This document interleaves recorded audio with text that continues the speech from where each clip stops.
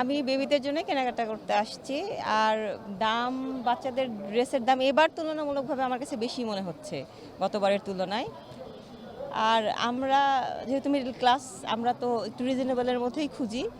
তো আছে, মোটামুটি রিজনেবলের মধ্যেও আছে, কিন্তু আমাদের এক্সপেকটেশন অনুযায়ী যেগুলো চাচ্ছি সেগুলো একটু বেশি দাম।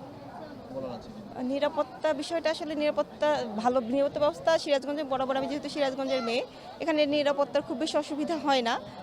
কিন্তু আমি চাইবো যে যেহেতু রাতে অনেকেই শপিং করতে আসে, নিরাপত্তা ব্যবস্থা আর একটু জোরদার হলে আমাদের জন্য একটু ভালো হয়।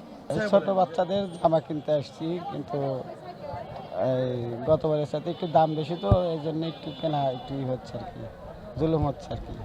তো 15,000 পরে আমাদের একটু ভালো একটা সাড়া পাই। তো আজকে ভালো সাড়া পাচ্ছি। তো আমরা আশাবাদী যে সামনে আরও ভালো কিছু হবে আর কি।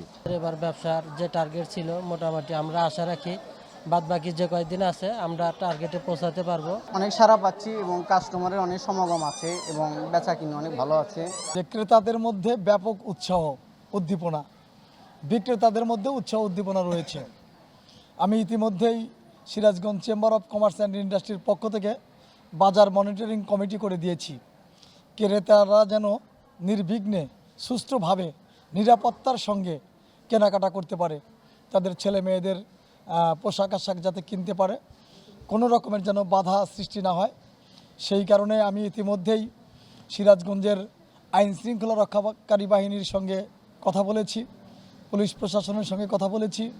মার্কেটগুলো রয়েছে, এই মার্কেটগুলোতে সাদা পোশাকে এবং পোশাকে আমরা আমাদের পুলিশ সদস্য মোতায়েন করেছি।